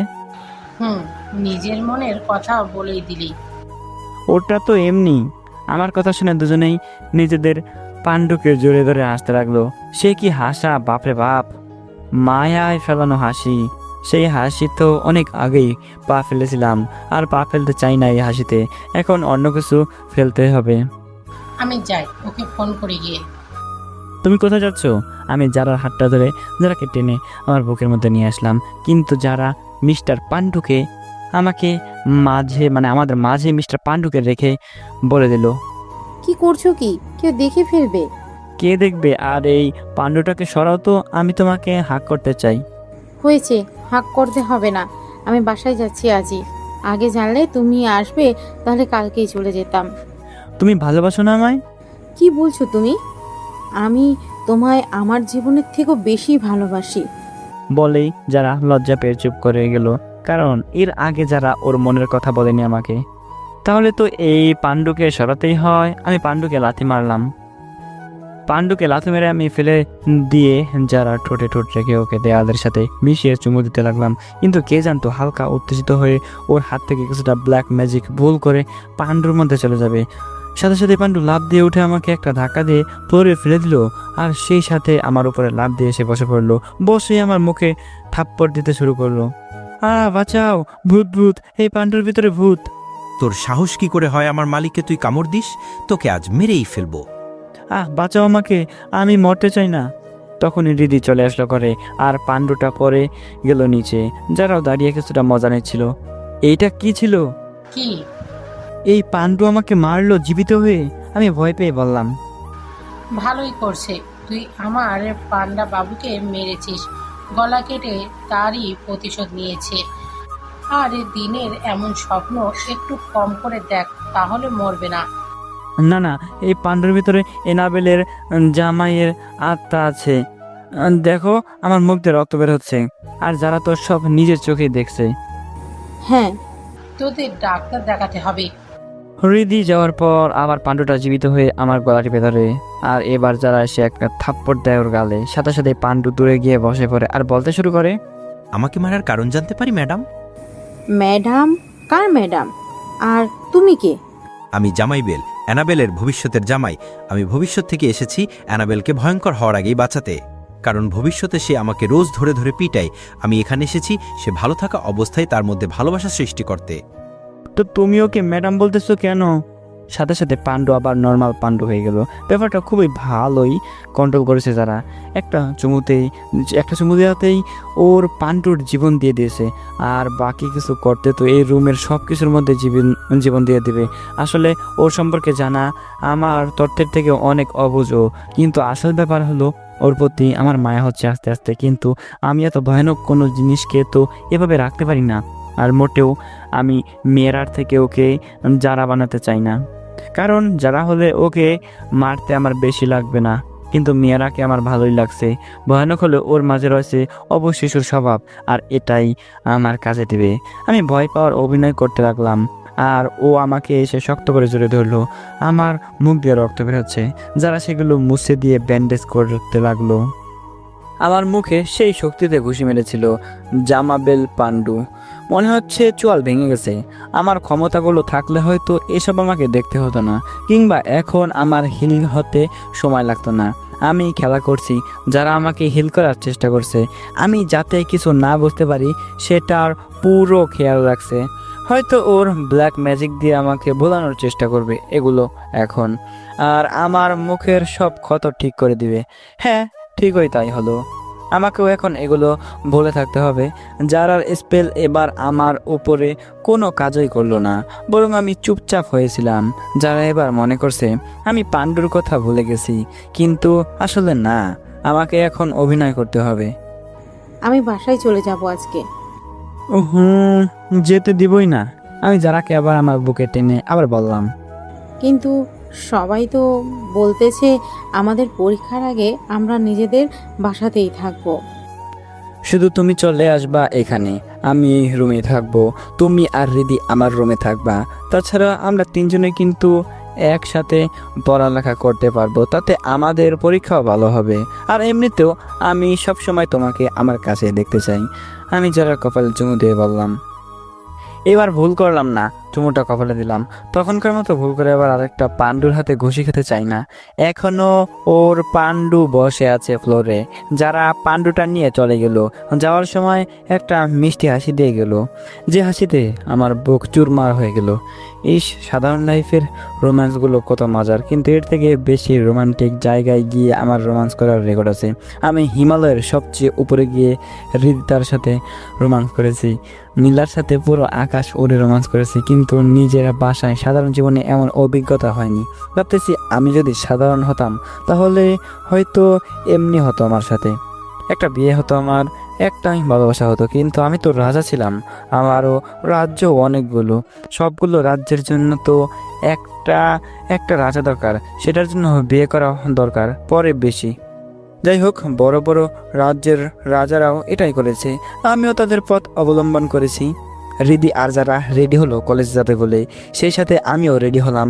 এরপর নাস্তা করে তিনজনে একটা রিকশায় করে কলেজের দিকে যাচ্ছিলাম। আমাকে বসতে হলো রিকশার ওপরে, একটু ঝাঁকি লাগবেই, 5 আর 12টা বেজে যায়। আমি নিনজা টেকনিকে বসে আছি। একটু পরই কলেজে চলে আসলাম। কলেজে আসার পর আমার মাথায় নতুন একটা প্ল্যান হলো। এর আগে আমি খেয়াল করেছি কলেজের গুন্ডা টাইপের ছেলে শুভ যারার পিছনে পড়ে আছে। আমার সাথে যারা থাকলে আমি খেয়াল করেছি সে রাগী চোখে আমার দিকে তাকিয়ে থাকে, মনে হয় আমাকে ধরে পিটাবে। আজকে একটা কিছু করতে হবে, আমার সামনে যার ক্ষমতাগুলো প্রকাশ করাতে হবে, তাতে আমার কাজ হয়ে যাবে। আজকে কলেজের পরিস্থিতি দেখে আবহাওয়া আমার পক্ষে মনে হলো, কারণ আজকে শুভ এর সব ফ্রেন্ড দাঁড়িয়ে আছে ক্লাসরুমের বাইরে। আমি যারার সাথে হেসে সে কথা বলতে বলতে ক্লাসরুমের দিকে যাচ্ছিলাম। যারা আর রিদি দুজনে ক্লাসরুমে ঢুকে গেল, কিন্তু শুভ আমাকে নিয়ে আসলো অন্য একটা ক্লাসরুমে কিছু কথা বলবে বলে। অন্য ক্লাসরুমে এনেই সজনে আমার মুখে একটা ঘুষি মেরে আমাকে দেয়ালের উপরে ফেলে দিল। তারপর আমার কাঁধ ধরে আমাকে উল্টি আর একটা ঘুষি দিল সোজা আমার নাকে। এবার নাক দিয়ে রক্ত পড়তে লাগলো, আর আমিও পড়ে গেলাম একটা বেঞ্চের উপরে। আমার রক্তে বেঞ্চ পুরো ভিজে গেছে। নাকে এত ব্যথা এর আগে আমি হিগমার সাথে লড়তে গিয়ে পেয়েছিলাম, এরপর এখন পেলাম। এখন আমার কাছে শুধু রিয়েলিটি প্রিজমের ক্ষমতা আছে, তাই আমি শুধু সাধারণ মানুষের শরীরের দিকে দিয়ে শুভ একটা হকি স্টিক নিয়ে আমার পায়ে আঘাত করলো। আমি ব্যথায় হাঁটু গেড়ে বসে পড়লাম। এবার শুভ বলতে শুরু করলো, তোকে এর আগের দিনও বলে দিয়েছিলাম যারার থেকে দূরে থাকবি, কিন্তু তুই আমার কথা শুনিসনি। নিজের বোর্ড থেকে দূরে থাকবো কি করে? কি? হ্যাঁ, যারা আর আমার বিয়ে হয়ে গেছে কিছুদিন আগেই। তাহলে আজকে তোকে মেরেই ফেলবো। যারা শুধু আমার, ওকে আর কাউকে পেতে দিব না। শুভ স্টিকটা তুললো আমার মাথায় মারার জন্য। আমি এটার জন্য প্রস্তুত ছিলাম। আমি রিয়েলিটি চেঞ্জ করে দিয়েছিলাম। শুভ যাকে মেরেছে সে শুভ এর একজন বন্ধু। আমি শুভের বন্ধুর জায়গায় ছিলাম, কিন্তু সেই সময় যারা এই রুমে চলে আসলো। যারার আশাটা আমি আগে থেকে বুঝে গিয়েছিলাম, তাই আমার স্পেলটা আমি আবার ব্যবহার করলাম না। যা ছিল সব তেমনি করে দিলাম। শুভের সামনে আমি চলে গেলাম।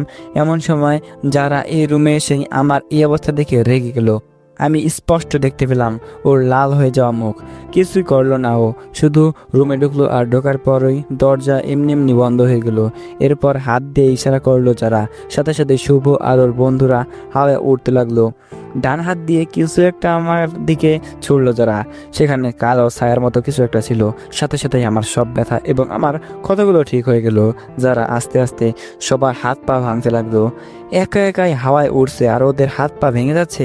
যারার চোখ এখন কালো হয়ে গেছে। আমি ওর মাঝে থাকা ভয়ানক জিনিসটা অনুভব করতে পারলাম। আমি যারাকে গিয়ে জোরে একটা ঝাঁকি দিলাম, সাথে সাথে ও স্বাভাবিক হয়ে গেল। আর শুভ আর ওদের বন্ধুরা হাত পা ভাঙা অবস্থায় কেউ ফ্লোরে, কেউ বেঞ্চের উপরে পড়ে গেল। জিনিসটা উপভোগের থাকলেও অনেক ভয়ানক ছিল, কারণ আরেকটু হলেই যারা ওদের মেরে দিল।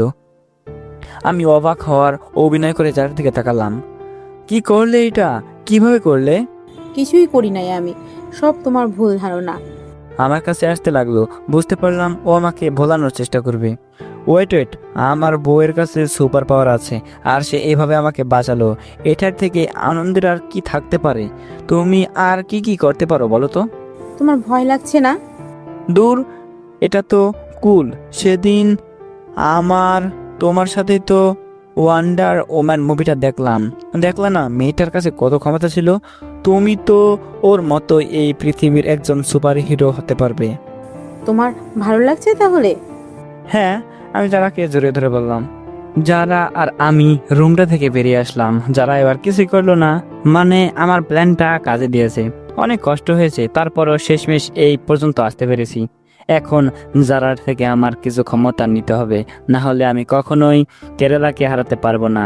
কেরালা যে কি কি করেছে আমার ক্ষমতাগুলো নিজের করে, তারপর আবার আমার তলোয়ারের তার কাছেই। আর এইসব করতে তাকে সাহায্য করছে মিয়ারা। আমাকে প্রথমে মিয়ারাকে বোঝাতে হবে। ওর মাঝে আমি ভালোর লক্ষণ পাচ্ছি। আসলে অনেকটা অবুঝ টাইপের মেয়েও। ওর অবুঝতার সুযোগে আমার নিতে হবে। ওকে ভালোর দিকে নিয়ে আসতে পারবো মনে হচ্ছে। ব্ল্যাক ম্যাজিক মানে যে খারাপ কোনো কিছু তা নয়, শুধু যার কাছে সেটা থাকে তার মন ঠিক থাকলেই সব ঠিক। আমি মিয়ারাকে এখন মারতে চাই না। চাইলে ওকে মারার প্ল্যানও আমি করতে পারি। ওকে মারলে ওর সমস্ত ক্ষমতা আমার হবে, আর তখনই আমি কেরালার সাথে টক্কর দিতে পারবো। কেরালার সাথে শারীরিক কোনো যুদ্ধে আমি পেরে উঠতে পারবো না, সেটা আমি জানি। কারণ আগুন আর পানি এখন আর আমার কথা শুনে না।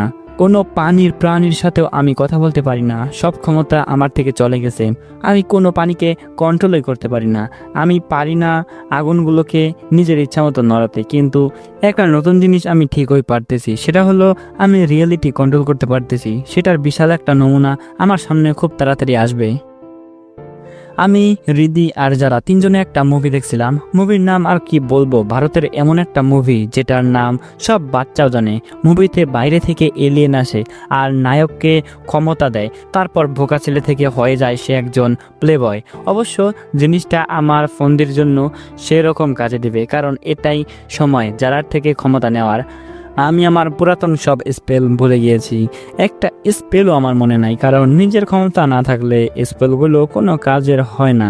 আমি জিসান ভাইকে মেসেজে বললাম রিদিতাকে ফোন করতে, কারণ যদি তার ফোনের অপেক্ষায় করছে রিদি। জিসান ভাইয়া ফোন করলে রিদি ফোন নিয়ে ওর রুমের ব্যালকনিতে চলে যায়, সেখানে গিয়ে গল্প করতে শুরু করে দেয়। এই দেখে আমিও যারাকে বলতে লাগলাম, আচ্ছা তুমি আর কি কি করতে পারো? ও, রোমান্টিক দৃশ্য দেখেছিলে টিভিতে? হ্যাঁ। আবার দেখবে? ধুর, এই মুভিতে আর আসবে না।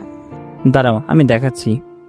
এই বললেই যারা মুখ দিয়ে একটা স্পেল করলো এবং হাত দিয়ে টিভির দিকে ইশারা করলো, সাথে সাথেই হাতটা বাম দিকে একটা বাঁকাও করলো। আমি দেখতে পেলাম টিভির সেই দৃশ্য আবার চলে আসলো। সময়ের দিকেও খেয়াল করলাম, যারা পুরো সময়কে পিছনে পাঠিয়ে দিয়েছে। আমি অবাক হওয়ার অভিনয় করে যারার দিকে তাকালাম, কিন্তু আমি বুঝতে পেরেছি যারা টাইম স্পেল ব্যবহার করেছে। আমাকে শুধু যারার থেকে ক্ষমতা নেওয়ার স্পেলটা জানতে হবে। এইটুকু তো শিওর বলতে পারি যে মিয়ারা এবং কেরালা কেউই নিজেদের ক্ষমতাগুলোকে লক করে রাখতে পারেনি, কারণ সেই স্পেলটা অনেক রেয়ার। খুব বেশি মানুষ সেটা সম্পর্কে জানে না। আর মিয়ারা যদি সেই বুড়িকে মেরে রিয়েলিটি প্রিজমের ক্ষমতা নিয়ে থাকে, তাহলেও এসব স্পেল সম্পর্কে সে জানতে পারে নাই। তাই এটা এখন আমার কাজে দিবে। আমি যারাকে বলতে শুরু করলাম, তোমার কাছে তো মনে হয় আরো অনেক ক্ষমতা আছে। হুম। এসব কোথায় পেয়েছো? এলিয়েনরা কি তোমাকে দিয়েছে? আরে না, আমার জন্ম থেকেই আমি পেয়েছি। ডাহা মিথ্যা কথা। মিয়ারা মিথ্যা বললে তুতলে যায়, সেটা আমি খেয়াল করেছি।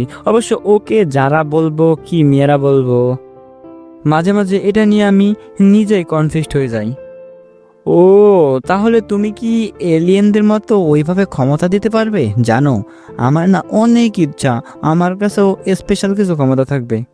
এই ক্ষমতা থাকা ভালো না, তুমি অনেক মানুষের ক্ষতি করে দিতে পারো। কিন্তু লোকে তো আমার ক্ষতি করে, আমি তো নিজেই নিজের সুরক্ষা করতে পারি না। তুমি যদি তখন না আসতে, তাহলে ওই শুভ তো মনে হয় আমাকে মেরে ফেলতো। আমি থাকতে সেটা কখনো হবে না। যদি হয়ে যায়? তাহলে আমার কাছে সময়ের ক্ষমতা আছে, আমি সেটা দিয়ে তোমাকে বাঁচিয়ে ফেলবো। দূর, তুমি নিজেই মজা করতে চাও এসব নিয়ে। আমি মুখ খুলে ওদিকে ঘুরে বসলাম। আচ্ছা যাও, ঠিক আছে, কিন্তু আমাকে প্রমিস করতে হবে কারোর সামনে তুমি ব্যবহার করবে না। কি ক্ষমতা দিবে আমাকে? যারা কিছু বলল না, আমার কপালে হাত দিল আর স্পেলটা পড়তে লাগলো। এবার মনে হচ্ছে স্পেলটা আমার। আমি চাইলে এখনই যারার মধ্যে থাকা সমস্ত ক্ষমতা নিয়ে যেতে পারি, কিন্তু তাতে যারা মারা যাবে। আমি ওকে মারতে চাই না। ওর স্পেল আর আমার স্পেলের মধ্যে অনেক পার্থক্য। এখন এই স্পেলটাও ওর, কারণ আমার সব স্পেল কেরলার কাছে। ওর দেওয়া কিছু স্পেল যেগুলোর সব ব্ল্যাক ম্যাজিকের সাথে সম্পর্কিত। এসব স্পেলে শুধু ধ্বংস আর ক্ষতি ছাড়া কিছুই হয় না। আমি দাঁড়িয়ে পড়লাম, হাত পায়ের দিকে দেখতে লাগলাম। কিছু কালো ছায়া বের হতে চাইলো, কিন্তু পরক্ষণেই সেটা শরীরের ভিতরে চলে গেল। নিজেকে এখন একটু বেশি মনে হচ্ছিল শক্তিশালী। আমার মধ্যে যারা কিছুটা ক্ষমতা দিয়েছে, আমার এইটুকু দরকার আমি নিজেই বুঝতে পারছি। আমার কাছে কিসের স্পেল আছে? আমি সময়ের বেশ কয়েকটা স্পেল পেয়েছি। একটা জিনিস খুব ভালো লাগে, ক্ষমতা থাকলে স্পেল মুখস্থ করতে হয় না, সেগুলো এমনিতে মাথায় ঢুকে থাকে সব সময়। আর যখন সেগুলো ব্যবহার করব, তখন সেগুলো সাথে সাথেই বলা যায়। কিন্তু ক্ষমতা না থাকলে এইসব স্পেল ভুলে যেতে হবে। আমি তো বুঝতে পেরেছি কোনটা কিসের স্পেল, তারপরও আমি যারাকে বললাম, আমাকে কি ক্ষমতা দিয়েছো? হ্যাঁ। কোথায়? আমি তো তোমার আর আমার মাঝে কোনো পরিবর্তন পাচ্ছি না। পাবে, আগে ব্যবহার করে দেখো। আচ্ছা, আমার মাথায় কি সব মন্ত্র যেন ঘুরে বেড়াচ্ছে, এগুলো বললে কি জাদু হবে? হ্যাঁ, একটা বলে দেখো। ওকে, চেষ্টা করি। আমি মাথায় একটা আজব রকমের স্পেল ঘুরে বেড়াচ্ছিল, যেটার নাম মূলত টাইম স্পেস স্পেল। এমন স্পেলের কথা আমি কোনোদিনও শুনি নাই। ভাবলাম ওইটাই করা যাক। হঠাৎ করেই সব কিছু নীরব হয়ে গেল, আশেপাশের সব আটকে গেছে, এমনকি যারা নিজেও। আমার মাথায় একটা আওয়াজ আসলো শুধু, অপেক্ষা করো, আমি তোমার জন্য তোমার ইউনিভার্সে আসব এবং তোমাকে মারবো তোমার ইউনিভার্সে। কথাটা আমার কানে কিছুক্ষণ যাবৎ শুনতে পেলাম। এরপর আস্তে আস্তে সব আবার ঠিক হয়ে গেল। কি হলো কিছুই বুঝতে পারলাম না, সব হঠাৎ থেমে গিয়েছিল। আমি অবাক হয়ে একটু জোরেই বললাম, সময়ের স্পেল ব্যবহার করেছিলে তাই? ওয়াও! আমি তো এটা ভেবেই উত্তেজিত যে আমি আরো কি করতে পারবো। বেশি কিছু করতে পারবে না, কারণ তোমাকে আমার ক্ষমতার আংশিক কিছু দিয়েছি। তাতেই খুশি আমি। যারাকে আমার খুশি বোঝানোর জন্য একটা চুমু দিলাম। মেয়েটা আসলে অবুঝ। আমার একটু রোমান্স পুরো গলে যায়। আমার তো ভাবলে অবাক লাগে যে মেয়েরা এমন বলদ হবে। আমার একটা জিনিস ঠিক লাগছে না, কারণ একটু আগে আমার কানে লাগা শোনা শব্দটা আমার মোটেও ভালো লাগছে না। জিনিসটা কি হতে পারে সেটার তো সঠিক ধারণা আমি কিছুই দিতে পারতেছি না, কিন্তু আমার মন বলতেছে খারাপ কিছু হবে সামনে। আমি ওপরে চলে গেলাম যারার সাথে। আমার এখন একটু ভালো লাগছে, কারণ কিছুটা ক্ষমতা তো অন্তত আমার কাছে আছে, এতেই কাজ দিবে। আর মূল কথা হলো আমার সময়ের কিছু স্পেল আর ক্ষমতা নেওয়ার স্পেলটা লাগবে, আর সেটা আমি পেয়ে গেছি। এখন আর কি লাগে, আমি যারাকে নিয়ে ছাদে আসলাম, কারণ রুমের মধ্যে রিদি এখনো জেসন ভাইয়ের সাথে গল্প করছে। সে কি গল্প, আশেপাশের কোনো জিনিসই খেয়াল নাই তার। আমি তো যারাকে নিয়ে ছাদে চলে আসলাম। আমাদেরও তো গল্প করতে মন চায়, তাই না? আমি আর যারা ছাদের একটা কোণে বসেছিলাম। যারা ওর বাতাসের ক্ষমতা দিয়ে বোঝালো, বাতাস আনতে শুরু করলো।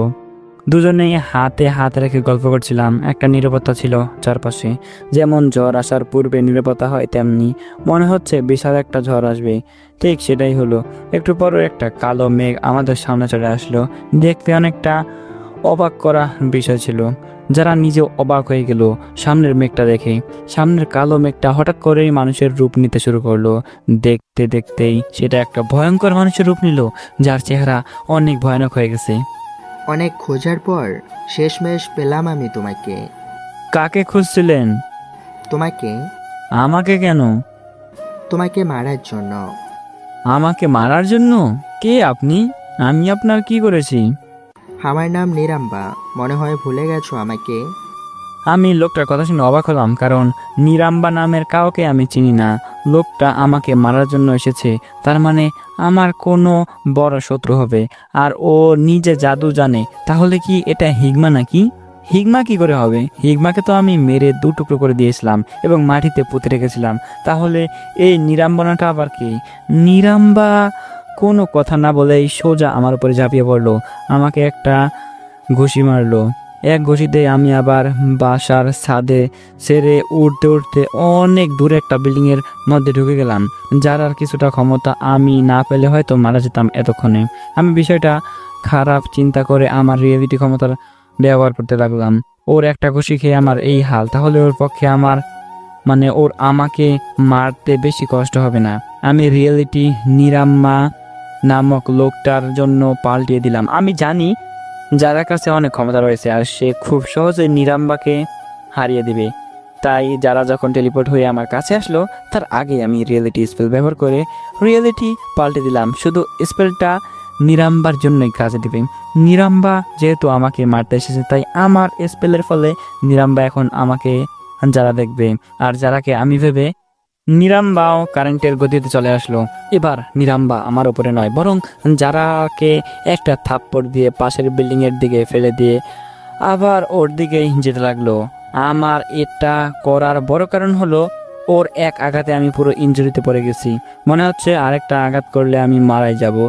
আমি ভাঙা দেয়ালের উপরে বসে নিজেকে হিল করার চেষ্টা করছি। আমার কাছে সামান্য কিছু স্পেল আছে যেগুলো দিয়ে আমি কখনোই এই দানবকে হারাতে পারবো না। দানব বলতেছি তাকে, কারণ তার দেহ বিশালাকার আমার থেকে। যারা যখন পাশের বিল্ডিংয়ের দিকে যাচ্ছিল উড়ে, তখনই হঠাৎ বাতাস এসে যারাকে থামিয়ে দিল। সেই সাথে যারা হাত দিয়ে অনেকগুলো কালো তীরের মতো বানিয়ে ফেললো এবং সেইটা নিরাম্বার দিকে ছুঁড়ে মারলো। এতে নিরাম্বার গায়ে সবগুলো তীর গেঁথে গেল। আমি ভাবলাম মনে হয় মারা যাবে, কিন্তু না, নিরাম্বার শরীরে তীরগুলো থেকে আরো শক্তি যেতে লাগলো। তোমার কাছে তো কালো শক্তির ভাণ্ডার মনে হচ্ছে। কালো শক্তি দিয়ে আমাকে কিছুই করতে পারবে না, সেগুলো আমি অ্যাবজর্ব করে নিতে পারবো সব। আমি তোকে মেরেই ফেলবো। যারা এবার কিছু কালো ছায়া ওর দিকে ছুঁড়ে মারলো, যেগুলো দিয়ে যারা নিরাম্বাকে বেঁধে রাখতে চাইছিল। কিন্তু এবারও যারা ক্ষমতা কিছুই হলো না, যারা অন্য কোনো ক্ষমতা ব্যবহার করেও কিছু করতে পারছে না, যারা কাছে যতগুলো ক্ষমতা আছে সবই বেকার হয়ে গেল। ব্ল্যাক ম্যাজিকের কোনো স্পেলই যারা ব্যবহার করতে পারবে না, কারণ সে সব আঘাতেই নিরাম্বা সেগুলো অ্যাবজর্ব করে আরও শক্তিশালী হয়ে যায়। যারা সবচেয়ে বড় অস্ত্র হলো ওর ব্ল্যাক ম্যাজিক। এখন যদি সেটা দিয়ে কাজ না করতে পারে তাহলে কিছুই করার নাই। আমি দেখলাম ব্যাপারটা অনেক খারাপের দিকে যাচ্ছে, কারণ যারাকে সেইভাবে পিটাচ্ছে নিরাম্বা। আমাকে এভাবে আর রিয়েলিটি চেঞ্জ করা যাবে না, কারণ যারা না হলে মরেই যাবে। তাই আমি আমার কাছে থাকা সময়ের স্পেল দিয়ে নিরাম্বাকে আটকানোর চেষ্টা করলাম। ছোট্ট একটা টাইম চেন বানানোর চেষ্টা করলাম, যেখানে নিরাম্বা আর আমি বাদে সবাই স্থির হয়ে যাবে। কিন্তু আজব করা বিষয় হলো টাইম স্পেল কোনো কাজে আসলো না। টাইম স্পেলও নিরাম্বার ওপর কোনো প্রভাব ফেলছে না। এখন আমার তলোয়ারটা থাকলে হয়তো আমি নিজেই ওর সাথে লড়তে যেতাম, কিন্তু এভাবে চলা যাবে না, কারণ যারাকে একটা ঘুষি মেরে বেহুশ করে দিয়েছে নিরাম্বা। আমার কাছে ছোটোখাটো টেলিপোর্ট করার স্পেল আছে, আমাকে সেটাই ব্যবহার করতে হবে। আমি এই রিয়েলিটি থেকে আমার নাম ও নিশান উধাও করে দিলাম রিয়েলিটি স্পেল দিয়ে। আমি জানি ব্যাপারটা আদৌ সহজ না, কিন্তু আমি করেছি, কারণ এই যে নতুন রিয়েলিটি যেটা যারা বানিয়েছে, এটার মধ্যে দুটো হৃদয় ছিল। একটাকে হয়তো যারা কোথাও রেখে দিয়েছে, কিন্তু অপরটা আমি। আমার জীবন বাঁচাতে হলে আমার অস্তিত্ব এই সময় থেকে বিলীন করে দিতে হবে। আমি তো বর্তমানে আছি, এই সময়ে হৃদয়ের পরিচয়ে। আমি আমার নিজের অস্তিত্ব মুছে দিলে তখন এই সময় হৃদয়ের জায়গায় আমি নিতে পারবো, তাই কোনো সমস্যা হবে না। হয়তো বা বিষয়টা আপনাদের মাথায় ঢুকতেছে না, একটু ভালোভাবে বোঝার চেষ্টা করুন, মাথায় ঢুকে যাবে। কিন্তু কাজটা বলা যত সহজ, করা তত সহজ নয়। আমি যারাকে নিয়ে টেলিপোর্ট হয়ে একটা গুহার মধ্যে চলে আসলাম। মুহূর্তের মধ্যেই নিরাম্বা নামক সেই লোকটা আমাকে খুঁজে বের করেছিল, তাই এখানেও খুঁজে বের করে ফেলবে খুব তাড়াতাড়ি। তাই আমাকে তাড়াতাড়ি করতে হবে। রিয়েলিটি প্রিজমের ক্ষমতা দিয়ে আমি যা ইচ্ছা তাই করতে পারি। আমি চাইলে নতুন রিয়েলিটির জন্মও দিতে পারি, কিন্তু তাতে আমি নিরাম্বাকে হারাতে পারবো না, কারণ তার সম্পর্কে আমি কিছুই জানি না। তো ওকে হারাতে হলে প্রথমে আমাকে ওর সম্পর্কে জানতে হবে, আর ওর সম্পর্কে জানতে আমাকে হৃদিতার সাহায্য করতে পারবে। কিন্তু প্রথমে আমার কাজটা করতে হবে। আমি রিয়েলিটি প্রিজমের ক্ষমতা ব্যবহার করে আমার অস্তিত্ব মুছে দিলাম এই রিয়েলিটি থেকে। এখানে বর্তমানে আমার কোনো পরিচয় নাই। আমার ক্ষমতা, এমনকি আমি এই সময় আছি, সেটা কেউই বুঝতে পারবে না। বরং নিরাম্বা যেহেতু আমাকে মারবে, তাই সে এই সময়ের হৃদয়কে মারবে, আর তাতে মারলে আমি আমার জায়গায় আবার নিয়ে যেতে পারবো। এই নিরাম্বার সাথে মনে হয় আমার অনেক বড় শত্রুতা। আমাকে মেরেই মনে হয় এখান থেকে এসেছে, সেখানেই ফিরে যাবে। দেখা যাক স্পেলে আমার কাজ হয় কি না। না, হয়ে যাবে কোথায়। এই রিয়েলিটি প্রিজমের ক্ষমতা আমার কাছে অন্যরকম লাগলো। এটা টাইম স্পেলের সাথে ভালো কাজ করে, কিন্তু সময়ের পুরো ক্ষমতা আমার কাছে নাই। কিছু স্পেল আছে যেটা আমার তেমন কাজে দিবে না। আমি অপেক্ষা করছিলাম, কারণ যারা এখনও অজ্ঞান হয়ে আছে। একটু পর ওর জ্ঞান ফিরল, আমার দিকে এক নজরে তাকিয়েছিল কিছুক্ষণ, তারপর বলতে শুরু করলো, যারা ও শয়তানটা কোথায়? চলে গেছে ও। আমি তোমাকে এখানে টেলিপোর্ট করে নিয়ে এসেছি। আমাকে একটা কথা দিতে পারবে? বলো, কি কথা? তোমার কাছে এইসব যা মনে হচ্ছে এটা আসলে সত্যি, কিন্তু তোমার জীবন এমন হওয়ার কথা ছিল না। তোমার জীবনে আসার আগে আরেকটা অতীত ছিল। হ্যাঁ, আমি জানি। জানো, জানার পরও কিছুই বলনি? দেখলাম তোমাকে, তোমার মনটা দেখলাম। তাহলে তো বোঝাতে হবে না। হৃদয় ও নীলাম্বার সাথে লড়তে গিয়ে আমার অনেকটা শক্তি ওই নীলাম্বার মাঝে চলে গেছে। আমি আমার কালো শক্তি ছাড়া জীবিত থাকতে পারবো না। তোমার শক্তিগুলো চলে গেলে তো যারা শরীরে যারা ফিরে পাবে। না যারা অনেক আগেই মারা গেছে, এখন আমি শুধু শরীরে আছি। কথাগুলো তোমাকে বলতে চেয়েছিলাম আরও পরে, কিন্তু আমার কাছে সময় নেই। কেন? তোমার কাছে তো এখনো পর্যন্ত পর্যাপ্ত পরিমাণ ক্ষমতা আছে, দরকার পড়লে আমাকে যা দিয়েছো তা নিয়ে নাও আবার। হুম, এতে কিছুই হবে না। এখন তো আমি একা নেই হৃদয়, আমার মাঝে আরেকজন আছে। আরেকজন? তোমার আর আমার বাচ্চা আমার মধ্যে পালিত হচ্ছে। এটা সাধারণ কোনো বাচ্চা হবে না। তোমার এই বাচ্চাটাই সবচেয়ে শক্তিশালী হবে এই পৃথিবীর মধ্যে। এই লড়াইয়ে আমি শুধু তাকেই রক্ষা করতে চেয়েছি, কিন্তু তার উপরে অনেক আক্রমণ করেছে। আরও 2 বছরের মতো থাকতো আমার পেটে, তাতে ও পরিপূর্ণ হতো। কিন্তু এই লড়াইয়ে ও অনেক ড্যামেজ হয়েছে, আর ওকে বাঁচাতে হলে আমার সমস্ত শক্তি ওকে দিয়ে দিতে হবে। কিন্তু আমি তো তোমার যারা নই, আমি হলাম মিয়ারা, তোমার একজন স্ত্রী। জানি না ভালোবাসি কি না আমায়, কিন্তু আমি তোমাকে অনেক ভালোবেসেছি। আমার বাবার প্রথম পরিকল্পনা ছিল তোমার থেকে আমাদের একটা বাচ্চা বানাবে, আর সেটা এই পুরো পৃথিবীকে ধ্বংস করার কাজে ব্যবহার করবে আমার বাবা। তাই তার কথা মতো তোমার সাথে সম্পর্ক রাখি, কিন্তু কিভাবে যে তোমায় ভালোবেসে ফেলে প্রথম দেখাতেই, সেটা নিজেও জানি না। আমি কি বলবো কিছুই বুঝতে পারতেছি না, কারণ যারা কাঁদছে। আমাকে ভালো না বাসলো একটা কথা দাও আমাকে। কথা দাও আমাকে যে আমাদের এই বাচ্চাকে একটা সাধারণ জীবন দেবে। ওর মাঝে অনেক ক্ষমতা, আমি চাই না ওর মাঝের কালো ক্ষমতার ব্যবহার খারাপ কাজে হোক, যেমনটা আমার সাথে হয়েছে। আমি সব সময় ভালো হতে চেয়েছিলাম, কিন্তু আমার বাবা তার জন্যই আমাকে বন্দি করে রেখেছিল। তোমার বাবাকে কিভাবে হারাবো? আমি আরো কিছু জিজ্ঞাসা করব, কিন্তু তার আগেই যারা একটা স্পেল পড়লো। কি স্পেল সেটা আমি নিজে জানি না। আমি শুনেছি স্পেশাল ক্ষমতা সম্পন্ন বাচ্চারা অনেকদিন যাবৎ মায়ের পেটে থাকে, প্রায় 2.5 বছরের মতো। মিয়ারার সাথে আমার সেই ঘটনা হয়েছিল প্রায় 7 থেকে 8 মাস হয়ে যাবে। হয়তো ব্যাপার স্বাভাবিক রাখতে চেয়েছিল ও। একটা জিনিস খুব অবাক করার, কারণ ওর পেট মোটেও বড় হয়নি, কিন্তু এবার যে স্পেলটাও পড়লো তাতে করে যারা শরীর আস্তে আস্তে হাওয়া হয়ে যেতে লাগলো। শেষ সময়ে যারা আমার হাত শক্ত করে হাতে রেখেছিল, কিন্তু দেখতে দেখতে ওর হাতও হাওয়া হয়ে গেল। ও আমার কোলে মাথা দিয়ে শুয়েছিল, ওর জায়গায় ছোট্ট একটা বাচ্চা চলে আসলো সেখানে। হঠাৎই হাওয়ায় বয়ে গেল একটা। আমি খেয়াল করলাম শেষ সময়ে যারা আমার মাঝেও ক্ষমতা দিয়ে গেছে। সময়ের এবং হাওয়ার সব স্পেলগুলো আমার জানা এখন, মানে যারা আমাকে সেগুলো দিয়ে দিয়েছে। আমার কোলে একটা বাচ্চা, আমার চোখ দিয়ে পানি পড়ছে। বাচ্চাটা পুরো উলঙ্গ ছিল আর আমার দিকে তাকিয়ে হাসছিল। আমার একটা হাতের আঙুল শক্ত করে ধরলো ও ছোট হাত দিয়ে, তারপর হাসতে লাগলো। আমার চোখের পানি ওর উপরে পড়তেই ওর শরীরে চারপাশ দিয়ে সাদা একটা আলো ছড়াতে লাগলো, এবং সেই আলো যখন শেষ হলো তখন দেখলাম একটা রঙিন কম্বল দিয়ে ও পেঁচিয়ে আছে, আর ও আমার হাত ধরে আছে। আমি কথাই বলতে পারতেছিলাম না, কারণ আমি এটা নিয়ে অবাক হয়েছি যে আমি বাবা হয়ে গেছি।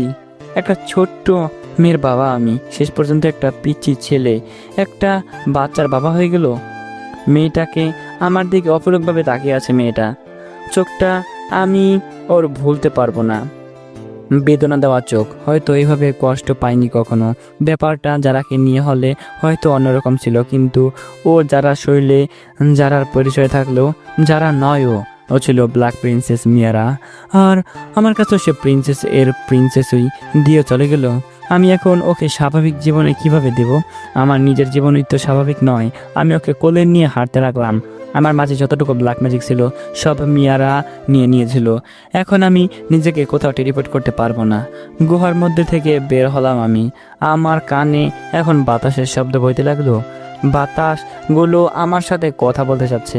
আমার সামনে কুর্নিশ করছে মনে হচ্ছে সব বাতাস।